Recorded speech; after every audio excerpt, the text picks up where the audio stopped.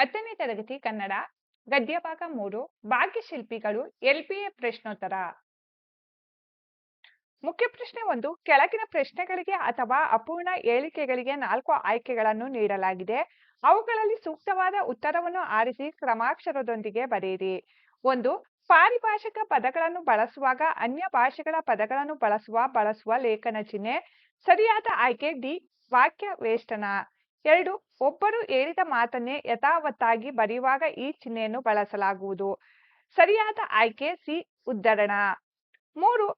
ಸಂಬೋಧನೆ, ಹರ್ಷ, ಆಶ್ಚರ್ಯ, ದುಃಖ ಮುಂತಾದ ಭಾವನೆಗಳು ಉಂಟಾದಾಗ ಬಳಸುವ ಲೇಖನ ಚಿಹ್ನೆ. ಸರಿಯಾದ ಆಯ್ಕೆ ಡಿ. ಭಾವಸೂಚಕ. 4. ಬಟ್ಟೆ ಗಿರಣಿ, ರಟ್ಟು, ಪೆನ್ಸಿಲ್ ತಯಾರಿಕಾ ಘಟಕಗಳನ್ನು ಸ್ಥಾಪಿಸಲಾಗಿದೆ. ಈ ವಾಕ್ಯದಲ್ಲಿ ಇರಬೇಕಾದ ಲೇಖನ ಚಿಹ್ನೆ. ಸರಿಯಾದ ಆಯ್ಕೆ ಎ. ಅಲ್ಪವಿರಾಮ. 5. ಒಂದು ಪದವನ್ನು ವಾಕ್ಯವನ್ನು ಹೇಳಿ ಅದಕ್ಕೆ ಸಮಾನಾರ್ಥಕ ಪದವನ್ನು ವಾಕ್ಯವನ್ನು ಹೇಳುವಾಗ ಬಳಸಬೇಕಾದ ಲೇಖನ ಚಿಹ್ನೆ. ಸರಿಯಾದ ಆಯ್ಕೆ ಸಿ. ಆವರಣ. 6. ಒಂದು ಅಭಿಪ್ರಾಯದ ವಿವರಣೆ ಮುಂದೆ ತಿಳಿಸಿದಂತೆ ಇದೆ ಎಂದು ತೋರಿಸುವ ಸಂದರ್ಭದಲ್ಲಿ ಬಳಸುವ ಲೇಖನ ಚಿಹ್ನೆ. ಸರಿಯಾದ ಆಯ್ಕೆ ಬಿ. ವಿವರಣ. 7. ಅನೇಕ ಉಪವಾಕ್ಯಗಳು ಒಂದು ಪ್ರಧಾನ ವಾಕ್ಯಕ್ಕೆ ಅಧೀನವಾಗಿದ್ದಾಗ ಉಪವಾಕ್ಯಗಳು ಮುಗಿದಾಗಲೆಲ್ಲ ಈ ಚಿಹ್ನೆಗಳನ್ನು ಬಳಸಲಾಗುವುದು. ಸರಿಯಾದ ಆಯ್ಕೆ ಸಿ. ಅರ್ಧವಿರಾಮ. 8. ಯುದ್ಧಕ್ಕೆ ಹೋಗಿರುವ ತನ್ನ ಮಗನ ಕಣ್ಣುಗಳಂತೆಯೇ ಇವೆಯಲ್ಲ ಇಲ್ಲಿ ಬಳಕೆಯಾಗಿರುವ ಲೇಖನ ಚಿಹ್ನೆ. ಸರಿಯಾದ ಆಯ್ಕೆ ಬಿ. ಪ್ರಶ್ನಾರ್ಥಕ. 9. ಸಂಬೋಧನೆಯ ಮುಂದೆ ಹಾಗೂ ಕರ್ತು, ಕರ್ಮ, ಕ್ರಿಯಾಪದಗಳಿಗೆ ಬೇರೆ ಬೇರೆ ವಿಶೇಷಣಗಳು ಬಂದಾಗ ಕೊನೆಯ ವಿಶೇಷಣವನ್ನು ಬಿಟ್ಟು ಉಳಿದವುಗಳ ಮುಂದೆ ಈ ಚಿಹ್ನೆಯನ್ನು ಬಳಸಲಾಗುವುದು. ಸರಿಯಾದ ಆಯ್ಕೆ ಡಿ. ಅಲ್ಪವಿರಾಮ. 10. ಸಿನಿಮಾ ಜಾಗದಲ್ಲಿ ನಿಮ್ಮ ಜಾಗವನ್ನು ಹುಡುಕಿ ಕೊಡುವವರು ಹೆಣ್ಣು ಇಲ್ಲಿ ಬಳಕೆಯಾಗಿರುವ ಲೇಖನ ಚಿಹ್ನೆ. ಸರಿಯಾದ ಆಯ್ಕೆ ಸಿ. ಭಾವಸೂಚಕ. ಮುಖ್ಯ ಪ್ರಶ್ನೆ 2. ಕೆಳಗಿನ ಪ್ರತಿಯೊಂದು ಪ್ರಶ್ನೆಗಳಿಗೆ ಒಂದೊಂದು ವಾಕ್ಯದಲ್ಲಿ ಉತ್ತರ ಬರೆಯಿರಿ. ಪ್ರಶ್ನೆ 11. ನಾಲ್ವಡಿ ಕೃಷ್ಣರಾಜ ಒಡೆಯರು ಯಾವಾಗ ಪಟ್ಟಾಭಿಷಕ್ತರಾದರು? ಉತ್ತರ. ನಾಲ್ವಡಿ ಕೃಷ್ಣರಾಜ ಒಡೆಯರು ಕ್ರಿಸ್ತಶಕ 1895ರಲ್ಲಿ ಪಟ್ಟಾಭಿಷಕ್ತರಾದರು. ಪ್ರಶ್ನೆ 12. ನಾಲ್ವಡಿ ಕೃಷ್ಣರಾಜ ಒಡೆಯರ ತಾಯಿಯ ಹೆಸರೇನು? ಉತ್ತರ. ನಾಲ್ವಡಿ ಕೃಷ್ಣರಾಜ ಒಡೆಯರ ತಾಯಿಯ ಹೆಸರು ಮಹಾರಾಣಿ ವಾಡಿ ವಿಲಾಸ. ಪ್ರಶ್ನೆ 13. ನಾಲ್ವಡಿ ಕೃಷ್ಣರಾಜ ಒಡೆಯರು ಯಾವುದಕ್ಕಾಗಿ ಕಂಕಣಬದ್ಧರಾದರು? ಉತ್ತರ. ನಾಲ್ವಡಿ ಕೃಷ್ಣರಾಜ ಒಡೆಯರು ಮೈಸೂರು ರಾಜ್ಯದ ಸರ್ವತೋಮುಖ ಅಭಿವೃದ್ಧಿಗೆ ಕಂಕಣಬದ್ಧರಾದರು. ಪ್ರಶ್ನೆ 14. ನಾಲ್ವಡಿ ಕೃಷ್ಣರಾಜ ಒಡೆಯರು ನ್ಯಾಯ ವಿಧಾಯಕ ಸಭೆಯನ್ನು ಸ್ಥಾಪಿಸಿದ್ದು ಯಾವಾಗ? ಉತ್ತರ. 1907ರಲ್ಲಿ ನಾಲ್ವಡಿ ಕೃಷ್ಣರಾಜ ಒಡೆಯರು ನ್ಯಾಯ ವಿಧಾಯಕ ಸಭೆಯನ್ನು ಸ್ಥಾಪಿಸಿದರು. ಪ್ರಶ್ನೆ 15. ಸಾಮಾಜಿಕ ಕಾನೂನುಗಳ ಹರಿಕಾರರೆಂದು ಹೆಸರಾದವರು ಯಾರು? ಉತ್ತರ. ಸಾಮಾಜಿಕ ಕಾನೂನುಗಳ ಹರಿಕಾರರೆಂದು ಹೆಸರಾದವರು ನಾಲ್ವಡಿ ಕೃಷ್ಣರಾಜ ಒಡೆಯರು. ಪ್ರಶ್ನೆ 16. ಏಷ್ಯಾ ಖಂಡದಲ್ಲೇ ಮೊದಲು ಪ್ರಾರಂಭಿಸಿದ ಜಲವಿದ್ಯುತ್ ಯೋಜನೆ ಯಾವುದು? ಉತ್ತರ. ಶಿವನ ಸಮುದ್ರದ ಬಳಿ ಕಾವೇರಿ ನದಿಯ ಜಲವಿದ್ಯುತ್ ಯೋಜನೆ ಏಷ್ಯಾ ಖಂಡದಲ್ಲೇ ಮೊದಲು ಪ್ರಾರಂಭಿಸಿದ ಜಲವಿದ್ಯುತ್ ಯೋಜನೆಯಾಗಿದೆ. ಪ್ರಶ್ನೆ 17. ವಿಶ್ವೇಶ್ವರಯ್ಯನವರ ತಂದೆ ತಾಯಿಯರ ಹೆಸರೇನು? ಉತ್ತರ. ವಿಶ್ವೇಶ್ವರಯ್ಯನವರ ತಂದೆ ಶ್ರೀನಿವಾಸ ಶಾಸ್ತ್ರಿ, ತಾಯಿ ವೆಂಕಟಲಕ್ಷ್ಮಮ್ಮ. ಪ್ರಶ್ನೆ 18. ವಿಶ್ವೇಶ್ವರಯ್ಯನವರು ಜನಿಸಿದ್ದು ಯಾವಾಗ? ಉತ್ತರ. ವಿಶ್ವೇಶ್ವರಯ್ಯನವರು ಜನಿಸಿದ್ದು ಕ್ರಿಸ್ತಶಕ 1860 ಸೆಪ್ಟೆಂಬರ್ 15ರಂದು. ಪ್ರಶ್ನೆ 19. ವಿಶ್ವೇಶ್ವರಯ್ಯನವರ ಪೂರ್ವಜರು ಎಲ್ಲಿಯವರು? ಉತ್ತರ. ವಿಶ್ವೇಶ್ವರಯ್ಯನವರ ಪೂರ್ವಜರು ಮೂಲತಃ ಕರ್ನೂಲು ಜಿಲ್ಲೆಯ ಗಿಡ್ಡಲೂರು ತಾಲೂಕಿನ ಮೋಕ್ಷಕೊಂಡಂ ಅಗ್ರಹಾರಕ್ಕೆ ಸೇರಿದವರು. ಪ್ರಶ್ನೆ 20. ವಿಶ್ವೇಶ್ವರಯ್ಯನವರಿಗೆ ವಿದ್ಯಾರ್ಥಿ ವೇತನ ನೀಡಿದ ಮೈಸೂರಿನ ದಿವಾನರು ಯಾರು? ಉತ್ತರ. ವಿಶ್ವೇಶ್ವರಯ್ಯನವರಿಗೆ ವಿದ್ಯಾರ್ಥಿ ವೇತನ ನೀಡಿದ ಮೈಸೂರಿನ ದಿವಾನರು ಶ್ರೀ ರಂಗಾಚಾರ್ಲು. ಪ್ರಶ್ನೆ 21. ವಿಶ್ವೇಶ್ವರಯ್ಯನವರನ್ನು ಮುಕ್ತ ಕಂಠದಿಂದ ಹೊಗಳಿದ ಬ್ರಿಟಿಷ್ ಅಧಿಕಾರಿ ಯಾರು? ಉತ್ತರ. ವಿಶ್ವೇಶ್ವರಯ್ಯನವರನ್ನು ಮುಕ್ತ ಕಂಠದಿಂದ ಹೊಗಳಿದ ಬ್ರಿಟಿಷ್ ಅಧಿಕಾರಿ ಲಾರ್ಡ್ ಸ್ಟ್ಯಾಂಡ್ ಹಾರ್ಟ್ ರವರು. ಪ್ರಶ್ನೆ 22. ಹೈದರಾಬಾದ್ ನಗರಕ್ಕೆ ಯಾವ ನದಿಗಳ ಪ್ರವಾಹದಿಂದ ನಷ್ಟ ಸಂಭವಿಸುತ್ತಿತ್ತು? ಉತ್ತರ. ಹೈದರಾಬಾದ್ ನಗರಕ್ಕೆ ಈಸಿ ಮತ್ತು ಮೂಸಿ ನದಿಗಳ ಪ್ರವಾಹದಿಂದ ನಷ್ಟ ಸಂಭವಿಸುತ್ತಿತ್ತು. ಪ್ರಶ್ನೆ 23. ಬ್ರಿಟಿಷ್ ಸರ್ಕಾರ ವಿಶ್ವೇಶ್ವರಯ್ಯ ಅವರಿಗೆ ಯಾವ ಪದವಿಯನ್ನು ನೀಡಿ ಗೌರವಿಸಿತು? ಉತ್ತರ: ಬ್ರಿಟಿಷ್ ಸರ್ಕಾರ ವಿಶ್ವೇಶ್ವರಯ್ಯ ಅವರಿಗೆ ಸರ್ ಪದವಿಯನ್ನು ನೀಡಿ ಗೌರವಿಸಿತು. ಪ್ರಶ್ನೆ 24. ವಿಶ್ವೇಶ್ವರಯ್ಯನವರಿಗೆ ಭಾರತ ಸರ್ಕಾರವು ನೀಡಿದ ಅತ್ಯುನ್ನತ ಪ್ರಶಸ್ತಿ ಯಾವುದು? ಉತ್ತರ: ವಿಶ್ವೇಶ್ವರಯ್ಯನವರಿಗೆ ಭಾರತ ಸರ್ಕಾರವು ನೀಡಿದ ಅತ್ಯುನ್ನತ ಪ್ರಶಸ್ತಿ ಭಾರತ ರತ್ನ ಪ್ರಶಸ್ತಿ. ಪ್ರಶ್ನೆ 25. ವಿಶ್ವೇಶ್ವರಯ್ಯ ಅವರನ್ನು ದಿವಾನರಾಗಿ ನೇಮಿಸಿದವರು ಯಾರು? ಉತ್ತರ: ಮೈಸೂರು ಸಂಸ್ಥಾನದ ಮಹಾರಾಜರಾಗಿದ್ದ ನಾಲ್ವಡಿ ಕೃಷ್ಣರಾಜ ಒಡೆಯರು ವಿಶ್ವೇಶ್ವರಯ್ಯ ಅವರನ್ನು ದಿವಾನರಾಗಿ ನೇಮಿಸಿದರು. ಪ್ರಶ್ನೆ 26. ವಿಶ್ವೇಶ್ವರಯ್ಯನವರು ಮೈಸೂರು ಬ್ಯಾಂಕ್ ಸ್ಥಾಪಿಸಿದ್ದು ಯಾವಾಗ? ಉತ್ತರ: ಕ್ರಿಸ್ತ ಶಕ 1913ರಲ್ಲಿ ವಿಶ್ವೇಶ್ವರಯ್ಯನವರು ಮೈಸೂರು ಬ್ಯಾಂಕ್ ಸ್ಥಾಪಿಸಿದರು. ಪ್ರಶ್ನೆ 27. ವಿಶ್ವೇಶ್ವರಯ್ಯ ಅವರ ಹುಟ್ಟುಹಬ್ಬದ ನೆನಪಿಗಾಗಿ ಯಾವ ದಿನಾಚರಣೆಯನ್ನು ಮಾಡಲಾಗುತ್ತಿದೆ? ಉತ್ತರ: ವಿಶ್ವೇಶ್ವರಯ್ಯ ಅವರ ಹುಟ್ಟುಹಬ್ಬದ ನೆನಪಿಗಾಗಿ ಇಂಜಿನಿಯರ್ಸ್ ದಿನಾಚರಣೆಯನ್ನು ಮಾಡಲಾಗುತ್ತಿದೆ. ಪ್ರಶ್ನೆ 28. ವಿಶ್ವೇಶ್ವರಯ್ಯನವರು ಇಹಲೋಕವನ್ನು ತ್ಯಜಿಸಿದ್ದು ಯಾವಾಗ? ಉತ್ತರ: ವಿಶ್ವೇಶ್ವರಯ್ಯನವರು ತಮ್ಮ 102ನೇ ವಯಸ್ಸಿನಲ್ಲಿ ಅಂದರೆ ಕ್ರಿಸ್ತ ಶಕ 1962ರಲ್ಲಿ ಇಹಲೋಕವನ್ನು ತ್ಯಜಿಸಿದರು. ಪ್ರಶ್ನೆ 3. ಕೆಳಗಿನ ಪ್ರಶ್ನೆಗಳಿಗೆ 3 ಅಥವಾ 4 ವಾಕ್ಯಗಳಲ್ಲಿ ಉತ್ತರ ಬರೆಯಿರಿ. ಪ್ರಶ್ನೆ 29. ನಾಲ್ವಡಿ ಕೃಷ್ಣರಾಜ ಒಡೆಯರ ಕಾಲದಲ್ಲಿ ಸ್ವಯಂ ಆಡಳಿತ ಕ್ಷೇತ್ರಗಳನ್ನು ತಿಳಿಸಿ. ಉತ್ತರ: ನಾಲ್ವಡಿ ಕೃಷ್ಣರಾಜ ಒಡೆಯರ ಕಾಲದಲ್ಲಿ ಸ್ಥಳೀಯ ಸಂಸ್ಥೆಗಳನ್ನು ರಚಿಸಿ ಆಡಳಿತ ವಿಕೇಂದ್ರೀಕರಣಕ್ಕೆ ಅನುಕೂಲ ಮಾಡಿಕೊಡಲಾಯಿತು. ಇದರಿಂದ ನಗರ ಪಾಲಿಕೆಗಳು ಹಾಗೂ ಗ್ರಾಮ ಪಂಚಾಯಿತಿಗಳು ಕಾರ್ಯನಿರ್ವಹಿಸಲು ಪ್ರಾರಂಭಿಸಿದವು. ಇವರ ಕಾಲದಲ್ಲಿ ಗ್ರಾಮ ನಿರ್ಮಲೀಕರಣ, ವೈದ್ಯ ಸಹಾಯ, ವಿದ್ಯಾ ಪ್ರಚಾರ, ನೀರಿನ ಸೌಕರ್ಯ, ಪ್ರಯಾಣ ಸೌಲಭ್ಯ ಮುಂತಾದ ಕ್ಷೇತ್ರಗಳು ಸ್ವಯಂ ಆಡಳಿತ ಕ್ಷೇತ್ರಗಳಾದವು. ಪ್ರಶ್ನೆ 30. ನಾಲ್ವಡಿ ಕೃಷ್ಣರಾಜ ಒಡೆಯರು ಸ್ಥಾಪಿಸಿದ ನ್ಯಾಯ ವಿಧಾಯಕ ಸಭೆಯನ್ನು ಕುರಿತು ತಿಳಿಸಿ. ಉತ್ತರ: 1907ರಲ್ಲಿ ನಾಲ್ವಡಿ ಕೃಷ್ಣರಾಜ ಒಡೆಯರು ನ್ಯಾಯ ವಿಧಾಯಕ ಸಭೆಯನ್ನು ಸ್ಥಾಪಿಸಿದರು. ಈ ಸಭೆ 50 ಜನ ಸದಸ್ಯರನ್ನು ಹೊಂದಿತ್ತು. ಇದರಲ್ಲಿ ಜನರಿಂದ ನೇರವಾಗಿ 22 ಸದಸ್ಯರು ಆಯ್ಕೆಯಾಗುತ್ತಿದ್ದರು. ಮೇಲ್ಮನೆಯ ರೀತಿಯಲ್ಲಿ ಕಾರ್ಯನಿರ್ವಹಿಸುತ್ತಿದ್ದ ನ್ಯಾಯ ವಿಧಾಯಕ ಸಭೆ ಬೆಂಗಳೂರಿನಲ್ಲಿ ಜೂನ್ ಮತ್ತು ಡಿಸೆಂಬರ್ ತಿಂಗಳಲ್ಲಿ ಸಮಾವೇಶಗೊಳ್ಳುತ್ತಿತ್ತು. ಪ್ರಜಾಪ್ರತಿನಿಧಿ ಸಭೆಯಲ್ಲಿ ಮಂಡಿಸಿದ ಎಲ್ಲಾ ವಿಷಯಗಳನ್ನು ವಿಮರ್ಶಿಸುವ ಅಧಿಕಾರ ಈ ಸಭೆಗೆ ಇತ್ತು. ಯಾವುದೇ ಕಾನೂನನ್ನು ಜಾರಿಗೊಳಿಸಲು ನ್ಯಾಯ ವಿಧಾಯಕ ಸಭೆಯ ಅನುಮತಿ ಅಗತ್ಯವಾಗಿತ್ತು. ಇದಕ್ಕೆ ಸರ್ಕಾರದ ಖರ್ಚುಗಳನ್ನು ಕಡಿಮೆ ಮಾಡುವ ಅಧಿಕಾರ ಸಹ ಇತ್ತು. ಪ್ರಶ್ನೆ 31. ನಾಲ್ವಡಿ ಕೃಷ್ಣರಾಜ ಒಡೆಯರ ಕಾಲದಲ್ಲಿ ಕಾರ್ಯರೂಪಕ್ಕೆ ಬಂದ ನೀರಾವರಿ ಯೋಜನೆಗಳ್ಯಾವುವು? ಉತ್ತರ: ನಾಲ್ವಡಿ ಕೃಷ್ಣರಾಜ ಒಡೆಯರ ಕಾಲದಲ್ಲಿ ಅಂದರೆ ಕ್ರಿಸ್ತ ಶಕ 1900ರಲ್ಲಿ ಶಿವನ ಸಮುದ್ರದ ಬಳಿಯಲ್ಲಿ ಕಾವೇರಿ ನದಿಯಿಂದ ಜಲವಿದ್ಯುತ್ ಉತ್ಪಾದನಾ ಕೇಂದ್ರ ಪ್ರಾರಂಭವಾಯಿತು. ಇದು ಭಾರತ ಮಾತ್ರವಲ್ಲ, ಏಷ್ಯಾ ಖಂಡದಲ್ಲೇ ಮೊದಲ ಜಲವಿದ್ಯುತ್ ಯೋಜನೆಯಾಗಿದೆ. ಕ್ರಿಸ್ತ ಶಕ 1907ರಲ್ಲಿ ಮಾರಿ ಕಣಿವೆಯಲ್ಲಿ ವಾಣಿ ವಿಲಾಸ ಸಾಗರ ಅಣೆಕಟ್ಟನ್ನು ಕಟ್ಟಲಾಯಿತು. ಕ್ರಿಸ್ತ ಶಕ 1911ರಲ್ಲಿ ಕೃಷ್ಣರಾಜ ಸಾಗರ ಅಣೆಕಟ್ಟನ್ನು ನಿರ್ಮಿಸಲಾಯಿತು. ಇವು ನೀರಾವರಿ ಕ್ಷೇತ್ರಕ್ಕೆ ನಾಲ್ವಡಿ ಕೃಷ್ಣರಾಜ ಒಡೆಯರು ನೀಡಿದ ಬೃಹತ್ ಕೊಡುಗೆಗಳಾಗಿವೆ. ಪ್ರಶ್ನೆ 32. ನೆಹರು ಅವರು ಸರ್ ಎಂ ವಿಶ್ವೇಶ್ವರಯ್ಯ ಅವರ ಬಗ್ಗೆ ಹೇಳಿದ ಮಾತುಗಳ್ಯಾವುವು? ಉತ್ತರ: ನೆಹರು ಅವರು ಸರ್ ಎಂ ವಿಶ್ವೇಶ್ವರಯ್ಯ ಅವರ ಶತಮಾನೋತ್ಸವ ಸಮಾರಂಭದಲ್ಲಿ ವಿಶ್ವೇಶ್ವರಯ್ಯ ಅವರನ್ನು ಕುರಿತು ದುರದೃಷ್ಟವಶಾತ್ ಭಾರತೀಯರಾದ ನಾವು ಹೆಚ್ಚು ಮಾತನಾಡುವವರು ಮತ್ತು ನುಡಿದಂತೆ ನಡೆಯಲಾರದವರು ಎಂಬ ದೂಷಣೆಗೆ ಒಳಗಾಗಿದ್ದೇವೆ. ತಾವು ಈ ಮಾತಿಗೆ ಬಹುದೊಡ್ಡ ರೀತಿಯಲ್ಲಿ ಹೊರತಾಗಿದ್ದೀರಿ. ತಾವು ಕಡಿಮೆ ಮಾತನಾಡಿದ್ದೀರಿ, ಹೆಚ್ಚು ಕೆಲಸ ಮಾಡಿದ್ದೀರಿ. ಅದನ್ನು ನಾವು ತಮ್ಮಿಂದ ಕಲಿಯೋಣ ಎಂದು ಹೇಳಿದ್ದಾರೆ. ಪ್ರಶ್ನೆ 33. ವಿಶ್ವೇಶ್ವರಯ್ಯನವರ ವಿದ್ಯಾಭ್ಯಾಸದ ಕುರಿತು ತಿಳಿಸಿ. ಉತ್ತರ: ಕಾರ್ಯನಿಷ್ಠತೆ, ಏನನ್ನಾದರೂ ಸಾಧಿಸಬೇಕೆಂಬ ದೃಢ ನಿಶ್ಚಯ. ಅದಕ್ಕೆ ತಕ್ಕಂತೆ ಪ್ರತಿಭೆ ಮತ್ತು ಮನೋಸ್ಥೈರ್ಯವನ್ನು ಹೊಂದಿದ್ದ ವಿಶ್ವೇಶ್ವರಯ್ಯನವರ ಪ್ರಾಥಮಿಕ ಶಿಕ್ಷಣ ಚಿಕ್ಕಬಳ್ಳಾಪುರದಲ್ಲಿ ನಡೆಯಿತು. ಬೆಂಗಳೂರಿನ ವೆಸ್ಟ್‌ಹಿಲ್ಸ್ ಪ್ರೌಢಶಾಲೆಯಲ್ಲಿ ಪ್ರೌಢ ಶಿಕ್ಷಣವನ್ನು, ಸೆಂಟ್ರಲ್ ಕಾಲೇಜಿನಲ್ಲಿ 2 ವರ್ಷಗಳ ಇಂಟರ್ಮೀಡಿಯೇಟ್ ಮತ್ತು 3 ವರ್ಷಗಳ BA ಪದವಿ ಶಿಕ್ಷಣವನ್ನು ಪಡೆದರು. ಮೈಸೂರಿನ ದಿವಾನರಾದ ಸಿ. ರಂಗಾಚಾರ್ಲು ಅವರಿಂದ ವಿದ್ಯಾರ್ಥಿ ವೇತನ ಸೌಲಭ್ಯ ಪಡೆದು ಪೂನಾದ ಇಂಜಿನಿಯರಿಂಗ್ ಕಾಲೇಜಿನಲ್ಲಿ ಡಿಪ್ಲೊಮಾ ಶಿಕ್ಷಣವನ್ನು ಪ್ರಥಮ ಸ್ಥಾನದಲ್ಲಿ ಪಡೆದರು ಹಾಗೂ ಜೇಮ್ಸ್ ಬರ್ಕ್ಲಿ ಬಹುಮಾನಕ್ಕೂ ಪಾತ್ರರಾದರು. ಪ್ರಶ್ನೆ 34 ಸ್ವಯಂ ಚಾಲಿತ ಬಾಗಿಲುಗಳ ಅನ್ವೇಷಣೆಯಲ್ಲಿ ವಿಶ್ವೇಶ್ವರಯ್ಯನವರ ಕೊಡುಗೆ ಕುರಿತು ಬರೆಯಿರಿ. ಉತ್ತರ: ವಿಶ್ವೇಶ್ವರಯ್ಯನವರು ಪೂನಾದ ಮುತ ಕಾಲುವೆಗೆ ನೀರಿನ ನೆಲೆಯಾಗಿದ್ದ ಪಿಪ್ ಜಲಾಶಯಕ್ಕೆ ಸ್ವಯಂ ಚಾಲಿತ ಬಾಗಿಲುಗಳನ್ನು ಅಳವಡಿಸುವ ಮೂಲಕ ಯಶಸ್ವಿಯಾದರು. ಸ್ವಯಂ ಚಾಲಿತ ಬಾಗಿಲುಗಳ ಅನ್ವೇಷಣೆ ಅವರ ಸಾಧನೆಯ ಕಿರೀಟಕ್ಕೆ ಮತ್ತೊಂದು ಗರಿಯನ್ನು ಸೇರಿಸಿತು. ಇದನ್ನೇ ಮುಂದೆ ಗ್ವಾಲಿಯರ್ನ ಟಿಗ್ರಾ ಜಲಾಶಯಕ್ಕೂ ಮೈಸೂರಿನ ಕೃಷ್ಣರಾಜ ಸಾಗರ ಜಲಾಶಯಕ್ಕೂ ಅಳವಡಿಸಲಾಯಿತು.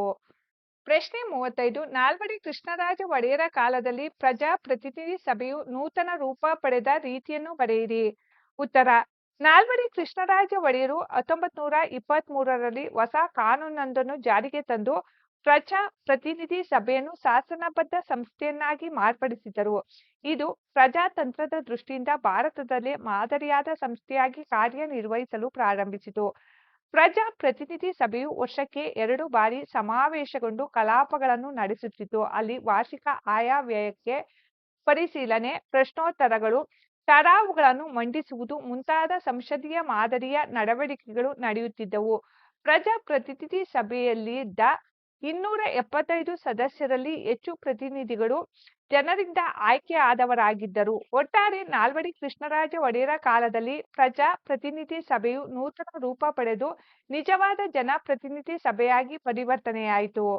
ಪ್ರಶ್ನೆ 36 ನಾಲ್ವಡಿ ಕೃಷ್ಣರಾಜ ಒಡೆಯರ ಕಾಲದಲ್ಲಿ ಜಾರಿಯಾದ ಸಾಮಾಜಿಕ ಕಾನೂನುಗಳು ಯಾವುವು? ಉತ್ತರ: 1909 ದೇವದಾಸಿ ಪದ್ಧತಿ ನಿಷೇಧ, 1910 ಬಸವಿ ಪದ್ಧತಿ ರದ್ದತಿ, ಗೆಜ್ಜೆ ಪೂಜೆ ಪದ್ಧತಿ ಸಂಪೂರ್ಣ ನಿರ್ಮೂಲನೆ, 1936 ವೇಶ್ಯಾವೃತ್ತಿ ತಡೆಗಟ್ಟುವ ಕಾಯ್ದೆ, ವಿಧವಾ ಮರು ವಿವಾಹ ಕಾಯ್ದೆ, ಸ್ತ್ರೀಯರಿಗೆ ಕಡ್ಡಾಯ ಶಿಕ್ಷಣ ಜಾರಿ, 1914ರಲ್ಲಿ ಶಾಲಾ ಪ್ರವೇಶಕ್ಕೆ ಜಾತಿ ಪರಿಗಣನೆಯ ನಿಷೇಧ, 1919 ಪ್ರಾಥಮಿಕ ಶಾಲಾ ಶಿಕ್ಷಣ ಶುಲ್ಕ ರದ್ದತಿ, 1927 ಮೊಟ್ಟ ಮೊದಲ ಬಾರಿಗೆ ಸ್ತ್ರೀಯರಿಗೆ ಮತದಾನದ ಹಕ್ಕು, 1905 ಸಹಕಾರಿ ಕಾರ್ಮಿಕ ಪರಿಹಾರ ಕಾಯ್ದೆ, 1913 ಮೈಸೂರು ಗ್ರಾಮ ನ್ಯಾಯಾಲಯ ಕಾಯ್ದೆ, 1918 ಗ್ರಾಮ ಪಂಚಾಯಿತಿಗಳ ಕಾಯ್ದೆಗಳನ್ನು ನಾಲ್ವಡಿ ಕೃಷ್ಣರಾಜ ಒಡೆಯರು ಜಾರಿಗೆ ತಂದು ನಾಡಿನ ಅಭಿವೃದ್ಧಿಗೆ ಶ್ರಮಿಸಿದ್ದಾರೆ. ಪ್ರಶ್ನೆ 37 ಹೈದರಾಬಾದ್ ನಗರದಲ್ಲಿ ವಿಶ್ವೇಶ್ವರಯ್ಯ ಅವರು ಸಲ್ಲಿಸಿದ ಸೇವೆಯನ್ನು ಕುರಿತು ಬರೆಯಿರಿ. ಉತ್ತರ: ಹೈದರಾಬಾದ್ ನಗರಕ್ಕೆ ಈಸಿ ಮತ್ತು ಮೂಸಿ ನದಿಗಳ ಪ್ರವಾಹದಿಂದ ಅಪಾರ ನಷ್ಟ ಸಂಭವಿಸುತ್ತಿತ್ತು.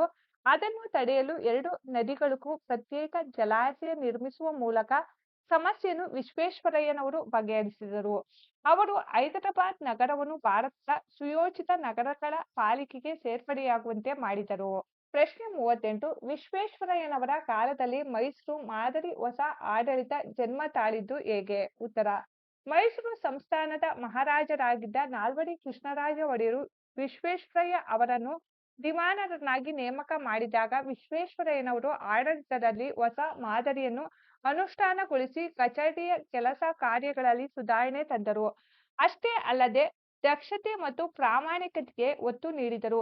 ಸಂಸ್ಥಾನದಲ್ಲಿ ಸ್ಥಳೀಯ ಮಟ್ಟದಲ್ಲಿ ಕೇಂದ್ರೀಕೃತವಾಗಿದ್ದ ನ್ಯಾಯಾಂಗ ಮತ್ತು ಕಾರ್ಯಾಂಗಗಳ ಅಧಿಕಾರವನ್ನು ಪ್ರತ್ಯೇಕಗೊಳಿಸಿದರು. ಇದರಿಂದ ಮೈಸೂರು ಮಾದರಿ ಎಂಬ ಹೊಸ ಆಡಳಿತ ಮಾದರಿ ಜನ್ಮ ತಾಳಿತು.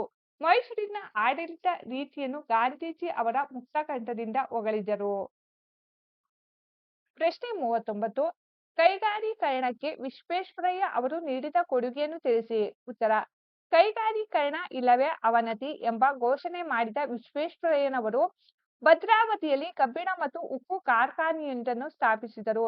ಹೆಂಚಿನ ಕಾರ್ಖಾನೆ, ಮೇಣ ಮತ್ತು ಗೊಂಬೆ ತಯಾರಿಕಾ ಸಂಸ್ಥೆ, ಸಕ್ಕರೆ ಕಾರ್ಖಾನೆ, ಔಷಧಿ ತಯಾರಿಕಾ ಘಟಕ, ಗಂಧದ ಎಣ್ಣೆ, ಬೆಂಕಿ ಕಡ್ಡಿ ಹಾಗೂ ಕಾಗದದ ಕಾರ್ಖಾನೆಗಳ ಸ್ಥಾಪನೆ, ಸೋಪು ಮತ್ತು ಲೋಹ ತಯಾರಿಕೆ, ಕಲೆ ಮತ್ತು ಕರಕುಶಲತೆ ಡಿಪೋ, ಕೃಷ್ಣರಾಜೇಂದ್ರ ಬಟ್ಟೆ ಗಿರಣಿ, ಕಾಗದದ ತಿರುಳು, ರಟ್ಟು, ಪೆನ್ಸಿಲ್, ಬೆಂಕಿ ಕಡ್ಡಿ ಮತ್ತು ಪೀಠೋಪಕರಣಗಳ ತಯಾರಿಕಾ ಘಟಕಗಳನ್ನು ಪ್ರಾರಂಭಿಸಿ ಕೈಗಾರೀಕರಣಕ್ಕೆ ಕೊಡುಗೆ ನೀಡಿದ್ದಾರೆ.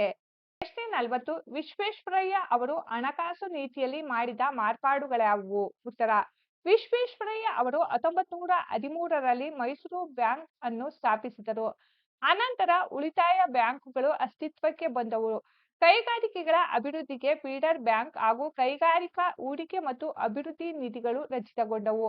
ಸಾರ್ವಜನಿಕ ಜೀವ ವಿಮಾ ಯೋಜನೆ ಜಾರಿಗೆ ತಂದರು. ರೈತರಿಗೆ ಹಾಗೂ ಕರಕುಶಲ ಕೆಲಸಗಾರರಿಗೆ ಸಾಲದ ಸೌಲಭ್ಯ ನೀಡಲು ಸಹಕಾರಿ ಕ್ಷೇತ್ರಗಳನ್ನು ಬಲವರ್ಧನೆಗೊಳಿಸಿದರು. ಪ್ರಾಂತೀಯ ಸಹಕಾರಿ ಬ್ಯಾಂಕ್ಗಳನ್ನು ಸ್ಥಾಪಿಸಿದರು. ರಾಜ್ಯದ ಆದಾಯವನ್ನು ಹೆಚ್ಚಿಸಿ ಆದಾಯ ತರುವುದರ ಮೂಲಕ ಅಭಿವೃದ್ಧಿ ಕಾರ್ಯಕ್ರಮಗಳ ಪರಿಣಾಮವನ್ನು ಅಳೆಯಲು ಅನುಕೂಲವಾಗುವಂತೆ ಆಯಾ ವ್ಯಯದಲ್ಲಿ ಹೊಸ ದೃಷ್ಟಿಕೋನವನ್ನು ಕಂಡುಕೊಂಡರು. ರಾಜ್ಯದ ಆರ್ಥಿಕ ಚಟುವಟಿಕೆಗಳಿಗೆ ಭದ್ರ ಬುನಾದಿ ಹಾಕುವ ಉದ್ದೇಶದಿಂದ ಹಣಕಾಸು ನೀತಿಯಲ್ಲಿ ವಿವಿಧ ಮಾರ್ಪಾಡು ಮಾಡಿದರು. ಪ್ರಶ್ನೆ 41. ವಿಶ್ವೇಶ್ವರಯ್ಯನವರ ಸಾಧನೆಗೆ ಸಂದ ಪ್ರಶಸ್ತಿ ಪುರಸ್ಕಾರಗಳನ್ನು ತಿಳಿಸಿ. ಉತ್ತರ: ವಿಶ್ವೇಶ್ವರಯ್ಯನವರ ಸಾಧನೆಗೆ ಬ್ರಿಟಿಷ್ ಸರ್ಕಾರ ಸರ್ ಪದವಿಯನ್ನು ನೀಡಿ ಗೌರವಿಸಿತು. ಅವರ ಸಾಧನೆಯನ್ನು ಗುರುತಿಸಿ ಭಾರತ ಸರ್ಕಾರ ದೇಶದ ಅತ್ಯುನ್ನತ ಭಾರತ ರತ್ನ ಪ್ರಶಸ್ತಿಯನ್ನು ಸಲ್ಲಿಸಿತು. ದೇಶದ ಹಲವಾರು ಪ್ರತಿಷ್ಠಿತ ಸಂಸ್ಥೆ ಹಾಗೂ ವಿಶ್ವವಿದ್ಯಾನಿಲಯಗಳು ಸದಸ್ಯತ್ವ ಹಾಗೂ ಗೌರವ ಡಾಕ್ಟರೇಟ್ ಪದವಿಗಳನ್ನು ನೀಡಿ ಗೌರವಿಸಿದವು. ಮಹಾನ್ ಆಡಳಿತಗಾರರಾದ ಇವರ ಶತಮಾನೋತ್ಸವ ಸವಿನೆನಪಿಗಾಗಿ ವಿಶೇಷ ಅಂಚೆ ಚೀಟಿ ಬಿಡುಗಡೆ ಮಾಡಲಾಯಿತು. ಸೆಪ್ಟೆಂಬರ್ 15, 1960ರಂದು ಶತಮಾನೋತ್ಸವ ಅಭಿನಂದನೆ ಸರ್ ಎಂ ವಿ ಅಭಿನಂದನಾ ಗ್ರಂಥವನ್ನು ಪ್ರಕಟಿಸಲಾಯಿತು. ಇವರ ಹುಟ್ಟು ಹಬ್ಬದ ನೆನಪಿಗಾಗಿ ಅವರ ಜನ್ಮದಿನವನ್ನು ಇಂಜಿನಿಯರ್ಸ್ ದಿನಾಚರಣೆ ಎಂದು ಆಚರಿಸಲಾಗುತ್ತಿದೆ. ಪ್ರಶ್ನೆ 42. ವಿಶ್ವೇಶ್ವರಯ್ಯನವರು ಬರೆದ ಪುಸ್ತಕಗಳ್ಯಾವುವು? ಉತ್ತರ: ವಿಶ್ವೇಶ್ವರಯ್ಯನವರು reconstructing India, planned economy for India ಹಾಗೂ ಆತ್ಮಚರಿತೆ memorials of my working life, nation building plan for India ಕೃತಿಗಳನ್ನು ರಚಿಸಿರುವರು. ಪ್ರಶ್ನೆ 43. ಶಿಕ್ಷಣದ ಬಗ್ಗೆ ವಿಶ್ವೇಶ್ವರಯ್ಯ ಅವರು ಹೇಳಿದ ಮಾತುಗಳ್ಯಾವುವು? ಉತ್ತರ: ಶಿಕ್ಷಣದ ಬಗ್ಗೆ ವಿಶ್ವೇಶ್ವರಯ್ಯ ಅವರು ಆಧುನಿಕ ಶಿಕ್ಷಣವೇ ಎಲ್ಲ ಸಮಸ್ಯೆಗಳಿಗೂ ಪರಮೋಚ್ಚ ಪರಿಹಾರ. ಶಿಕ್ಷಣಕ್ಕಾಗಿ ಶಿಕ್ಷಣವಿರಬೇಕು. ಅದು ಕೆಲವೇ ಜನರ ಸೊತ್ತಾಗದೆ ಪ್ರಗತಿಪರ ರಾಜ್ಯದಲ್ಲಿ ಎಲ್ಲರ ಆಜನ್ಮ ಸಿದ್ಧ ಹಕ್ಕಾಗಬೇಕು ಎಂದು ಹೇಳಿದ್ದಾರೆ. ಮುಖ್ಯ ಪ್ರಶ್ನೆ 4. ಕೆಳಗಿನ ಸಾಹಿತಿಯ ಜನ್ಮಸ್ಥಳ, ಕಾಲ, ಕೃತಿ ಮತ್ತು ಪ್ರಶಸ್ತಿಗಳನ್ನು ಕುರಿತು ವಾಕ್ಯ ರೂಪದಲ್ಲಿ ಬರೆಯಿರಿ. ಡಿ. ಎಸ್. ಜಯಪ್ಪಗೌಡ. ಲೇಖಕರಾದ ಸಿ. ದಾರದಹಳ್ಳಿ ಸುಬ್ಬೇಗೌಡ ಜಯಪ್ಪಗೌಡ ಅವರು ಕ್ರಿಸ್ತಶಕ 1947ರಲ್ಲಿ ಚಿಕ್ಕಮಗಳೂರು ಜಿಲ್ಲೆಯ ದಾರದಹಳ್ಳಿಯಲ್ಲಿ ಜನಿಸಿದರು. ಶ್ರೀಯುತರು ದಿವಾನ್ ಸರ್ ಎಂ ವಿಶ್ವೇಶ್ವರಯ್ಯನವರ ಕಾರ್ಯಸಾಧನೆಗಳು, ಕರ್ನಾಟಕ ಗ್ರಾಮೀಣ ಸಂಸ್ಥೆಗಳು, ಕರ್ನಾಟಕದ ಕಡಲಾಚೆಯ ಸಂಪರ್ಕಗಳು, ಜನಪದ ಆಟಗಳು ಮೊದಲಾದ ಪ್ರಮುಖ ಕೃತಿಗಳನ್ನು ರಚಿಸಿದ್ದಾರೆ. ಇವರಿಗೆ ಕರ್ನಾಟಕ ಸಾಹಿತ್ಯ ಅಕಾಡೆಮಿ ಪ್ರಶಸ್ತಿ, ಧಾರವಾಡ ಕರ್ನಾಟಕ ಸಂಘದ ಸಂಶೋಧನಾ ಬಹುಮಾನವನ್ನು ನೀಡಿ ಗೌರವಿಸಲಾಗಿದೆ. ಮುಖ್ಯ ಪ್ರಶ್ನೆ 5. ಕೆಳಗಿನ ಗಾದೆಯನ್ನು ಮಹತ್ವದೊಂದಿಗೆ ವಿಸ್ತರಿಸಿ ಬರೆಯಿರಿ. ಗಾದೆ ಮಾತು: ಬೆಳೆಯುವ ಸಿರಿ ಮೊಳಕೆಯಲ್ಲಿ. ವಿಸ್ತರಣೆ: ಗಾದೆಗಳು ವೇದಗಳಿಗೆ ಸಮಾನ. ವೇದ ಸುಳ್ಳಾದರೂ ಗಾದೆ ಸುಳ್ಳಾಗದು. ಗಾದೆಗಳು ಜನಪದರ ಜೀವನದ ಅನುಭವದ ನುಡಿಮುತ್ತುಗಳು. ಇವು ಕಿರಿದರಲ್ಲಿ ಇರಿದಾದ ಅರ್ಥವನ್ನು ಹೊಂದಿರುತ್ತವೆ. ಬೆಳೆಯುವ ಸಸಿಯನ್ನು ನೋಡಿದಾಗಲೇ ಅದು ಮುಂದೆ ಎಂತಹ ಬೆಳೆ ನೀಡುತ್ತದೆ ಎಂಬುದನ್ನು ತಿಳಿಯುತ್ತದೆ. ಹಾಗೆಯೇ ಬಾಲ್ಯದಲ್ಲಿ ಮಕ್ಕಳ ನಡೆ ನುಡಿಗಳನ್ನು ಗಮನಿಸಿದರೆ ಮುಂದೆ ಅವರು ಏನಾಗುತ್ತಾರೆ ಎಂಬುದನ್ನು அறிಯಬಹುದಾಗಿದೆ. ಕ್ರಿಕೆಟ್ ಆಟಗಾರ ಸಚಿನ್ ಜೀವನವೇ ಇದಕ್ಕೊಂದು ಉತ್ತಮ ಉದಾಹರಣೆ. ಮೊಳಕೆ ಚೆನ್ನಾಗಿದ್ದರೆ ಬೆಳೆ ಚೆನ್ನಾಗಿರುತ್ತದೆ. ಅದೇ ರೀತಿ ಮಕ್ಕಳು ಬಾಲ್ಯದಲ್ಲಿ ಉತ್ತಮ ಗುಣಗಳನ್ನು ಬೆಳೆಸಿಕೊಂಡರೆ ಮುಂದೆ ಅವರು ಉತ್ತಮ ವ್ಯಕ್ತಿಗಳಾಗುತ್ತಾರೆ ಎಂಬುದೇ ಈ ಗಾದೆಯ ಅರ್ಥವಾಗಿದೆ. ಮುಖ್ಯ ಪ್ರಶ್ನೆ 6. ಕೆಳಗಿನ ವಾಕ್ಯ ಅಥವಾ ಹೇಳಿಕೆಗಳಿಗೆ ಸಂದರ್ಭ ಮತ್ತು ಸ್ವಾರಸ್ಯಗಳನ್ನು ಬರೆಯಿರಿ. ವಾಕ್ಯ 46. ಸಾಮಾಜಿಕ ಕಾನೂನುಗಳ ಹರಿಕಾರ. ಆಯ್ಕೆ: ಪ್ರಸ್ತುತ ವಾಕ್ಯವನ್ನು ಪಠ್ಯ ಪುಸ್ತಕ ಸಮಿತಿ ರಚಿಸಿರುವ ನಾಲ್ವಡಿ ಕೃಷ್ಣರಾಜ ಒಡೆಯರು ಲೇಖನದಿಂದ ಆಯ್ದ ಭಾಗ್ಯಶಿಲ್ಪಿಗಳು ಎಂಬ ಗದ್ಯಪಾಠದಿಂದ ಆರಿಸಿಕೊಳ್ಳಲಾಗಿದೆ. ಸಂದರ್ಭ: ಲೇಖಕರು ನಾಲ್ವಡಿ ಕೃಷ್ಣರಾಜ ಒಡೆಯರ ಕೊಡುಗೆಗಳನ್ನು ವಿವರಿಸುತ್ತಾ ಒಡೆಯರು ಸ್ಥಳೀಯ ಸಂಸ್ಥೆಗಳನ್ನು ರಚಿಸಿ ಆಡಳಿತ ವಿಕೇಂದ್ರೀಕರಣಕ್ಕೆ ಅನುಕೂಲ ಮಾಡಿಕೊಟ್ಟರು. ಇದರಿಂದ ನಗರ ಪಾಲಿಕೆಗಳು ಹಾಗೂ ಗ್ರಾಮ ಪಂಚಾಯಿತಿಗಳು ಕಾರ್ಯನಿರ್ವಹಿಸಲು ಪ್ರಾರಂಭವಾದವು. ಮೈಸೂರು ಸಂಸ್ಥಾನವನ್ನು ಮಾದರಿ ಸಂಸ್ಥಾನವನ್ನಾಗಿ ರೂಪಿಸುವ ಮೂಲಕ ಸಾಮಾಜಿಕ ಕಾನೂನುಗಳ ಹರಿಕಾರ ಎಂದು ಹೆಸರಾದರು. ಸಾಹಿತ್ಯ, ಸಂಗೀತ, ವಾಸ್ತುಶಿಲ್ಪಗಳ ಅಭಿವೃದ್ಧಿಗೆ ಒತ್ತು ನೀಡಿದರು ಎಂದು ಹೇಳಿದ ಮಾತಿದು. ಸ್ವಾರಸ್ಯ: ಸ್ವತಃ ರಾಜರಾಗಿ ಕೇಂದ್ರೀಕೃತ ವ್ಯವಸ್ಥೆಗೆ ಬದಲಾಗಿ ಆಡಳಿತದಲ್ಲಿ ವಿಕೇಂದ್ರೀಕೃತ ವ್ಯವಸ್ಥೆ ತಂದು ಸಾಮಾಜಿಕ ಕಾನೂನುಗಳನ್ನು ಜಾರಿಗೊಳಿಸಿದ ಒಡೆಯರಿಗೆ ಈ ಬಿರುದು ಒಪ್ಪುವಂತದ್ದು ಎಂಬುದು ಲೇಖಕರ ಮಾತಿನಲ್ಲಿ ಸ್ವಾರಸ್ಯಪೂರ್ಣವಾಗಿ ವ್ಯಕ್ತವಾಗಿದೆ. ವಾಕ್ಯ 47 ಮೈಸೂರು ಸಂಸ್ಥಾನಕ್ಕೆ ಮಾದರಿ ಮೈಸೂರು ಎಂಬ ಕೀರ್ತಿ ಪ್ರಾಪ್ತವಾಯಿತು. ಆಯ್ಕೆ ಪ್ರಸ್ತುತ ವಾಕ್ಯವನ್ನು ಪಠ್ಯ ಪುಸ್ತಕ ಸಮಿತಿ ರಚಿಸಿರುವ ನಾಲ್ವಡಿ ಕೃಷ್ಣರಾಜ ಒಡೆಯರು ಲೇಖನದಿಂದ ಆಯ್ದ ಭಾಗ್ಯಶಿಲ್ಪಿಗಳು ಎಂಬ ಗದ್ಯಪಾಠದಿಂದ ಆರಿಸಿಕೊಳ್ಳಲಾಗಿದೆ. ಸಂದರ್ಭ ನಾಲ್ವಡಿ ಕೃಷ್ಣರಾಜ ಒಡೆಯರು 1902 ಆಗಸ್ಟ್ 8ನೇ ತಾರೀಕಿನಿಂದ ಮೈಸೂರು ರಾಜ್ಯದ ನೇರ ಉಸ್ತುವಾರಿ ವಹಿಸಿಕೊಂಡು ಮೈಸೂರು ರಾಜ್ಯದ ಸರ್ವತೋಮುಖ ಅಭಿವೃದ್ಧಿಗೆ ಕಂಕಣಬದ್ಧರಾದರು. ಸಮಾಜಮುಖಿಯಾಗಿ ಅಧಿಕಾರವನ್ನು ಸಮರ್ಥವಾಗಿ ಬಳಕೆ ಮಾಡಿಕೊಂಡು ಜನಮನದಲ್ಲಿ ಶಾಶ್ವತವಾಗಿ ಉಳಿಯುವ ಕಾರ್ಯ ಕೈಗೊಂಡು ಮೈಸೂರು ರಾಜ್ಯವನ್ನು ಮಾದರಿ ರಾಜ್ಯವನ್ನಾಗಿಸಿದರು ಎಂದು ಹೇಳುವ ಸಂದರ್ಭದಲ್ಲಿ ಲೇಖಕರು ಈ ಮಾತನ್ನು ಹೇಳುತ್ತಾರೆ. ಸ್ವಾರಸ್ಯ ಇಡೀ ಭಾರತ ಖಂಡದಲ್ಲಿ ಯಾವ ಸಂಸ್ಥಾನವೂ ಕಾಣದ ರೀತಿಯಲ್ಲಿ ಮೈಸೂರು ರಾಜ್ಯವು ಅಭಿವೃದ್ಧಿಯನ್ನು ನಾಲ್ವಡಿ ಕೃಷ್ಣರಾಜ ಒಡೆಯರ ಕಾಲದಲ್ಲಿ ಕಂಡಿರುವುದು ಒಡೆಯರ ಆಡಳಿತಕ್ಕೆ ಹಿಡಿದ ಕೈಗನ್ನಡಿಯಾಗಿದೆ. ವಾಕ್ಯ 48 ಮೊಟ್ಟ ಮೊದಲ ಬಾರಿಗೆ ಸ್ತ್ರೀಯರಿಗೆ ಮತದಾನದ ಹಕ್ಕು. ಆಯ್ಕೆ ಪ್ರಸ್ತುತ ವಾಕ್ಯವನ್ನು ಪಠ್ಯ ಪುಸ್ತಕ ಸಮಿತಿ ರಚಿಸಿರುವ ನಾಲ್ವಡಿ ಕೃಷ್ಣರಾಜ ಒಡೆಯರು ಲೇಖನದಿಂದ ಆಯ್ದ ಭಾಗ್ಯಶಿಲ್ಪಿಗಳು ಎಂಬ ಗದ್ಯಪಾಠದಿಂದ ಆರಿಸಿಕೊಳ್ಳಲಾಗಿದೆ. ಸಂದರ್ಭ ನಾಲ್ವಡಿ ಕೃಷ್ಣರಾಜ ಒಡೆಯರು ಅರಸು ಮನೆತನದಿಂದ ಬಂದವರಾಗಿದ್ದರೂ ಸಹ ಜನತೆ ಆಡಳಿತದಲ್ಲಿ ಪಾಲ್ಗೊಳ್ಳುವಿಕೆಗೆ ಪರವಾಗಿದ್ದರು. ಅನೇಕ ಕಾನೂನುಗಳನ್ನು ಜಾರಿಗೆ ತರುವುದರ ಮೂಲಕ ಮಾದರಿ ಮೈಸೂರು ಸಂಸ್ಥಾನವನ್ನು ರೂಪಿಸಿದರು.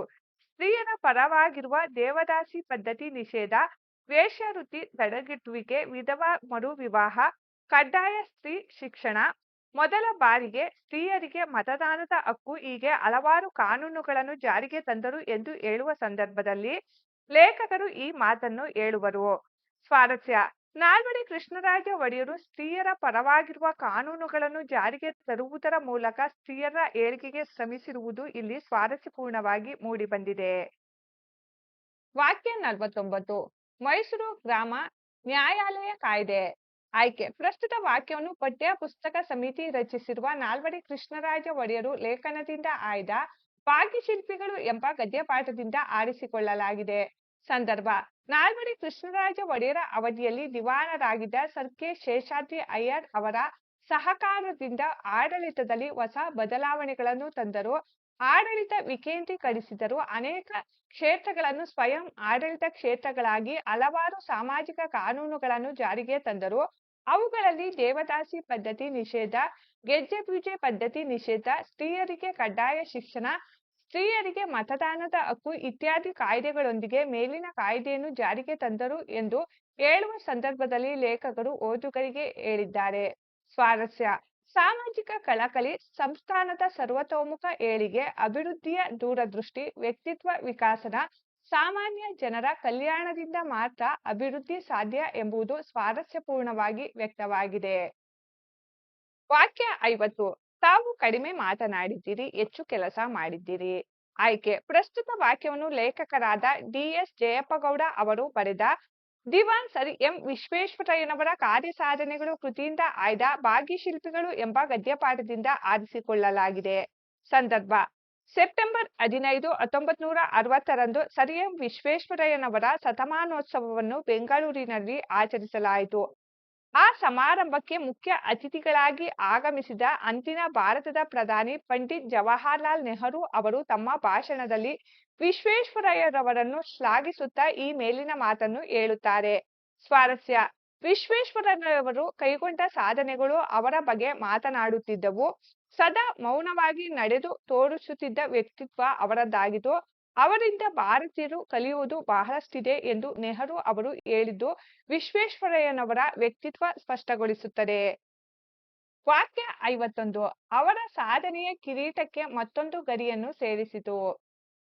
ಆಯ್ಕೆ ಪ್ರಸ್ತುತ ವಾಕ್ಯವನ್ನು ಲೇಖಕರಾದ ಡಿ.ಎಸ್. ಜಯಪ್ಪಗೌಡ ಅವರು ಬರೆದ ದಿವಾನ್ ಸರ್ ಎಂ ವಿಶ್ವೇಶ್ವರಯ್ಯನವರ ಕಾರ್ಯಸಾಧನೆಗಳು ಕೃತಿಯಿಂದ ಆಯ್ದ ಭಾಗ್ಯಶಿಲ್ಪಿಗಳು ಎಂಬ ಗದ್ಯಪಾಠದಿಂದ ಆರಿಸಿಕೊಳ್ಳಲಾಗಿದೆ. ಸಂದರ್ಭ ವಿಶ್ವೇಶ್ವರಯ್ಯ ಅವರು ಪೂನಾದ ಮುತಾ ಕಾಲುವೆಗೆ ನೀರಿನ ನೆಲೆಯಾಗಿದ್ದ ಪಿಪ್ ಜಲಾಶಯಕ್ಕೆ ಸ್ವತಃ ತಾವೇ ಅನ್ವೇಷಣೆ ಮಾಡಿದ ಸ್ವಯಂ ಚಾಲಿತ ಬಾಗಿಲುಗಳನ್ನು ಯಶಸ್ವಿಯಾಗಿ ಅಳವಡಿಸಿದರು ಎಂದು ಹೇಳುವ ಸಂದರ್ಭದಲ್ಲಿ ಲೇಖಕರು ಈ ಮಾತನ್ನು ಹೇಳುತ್ತಾರೆ.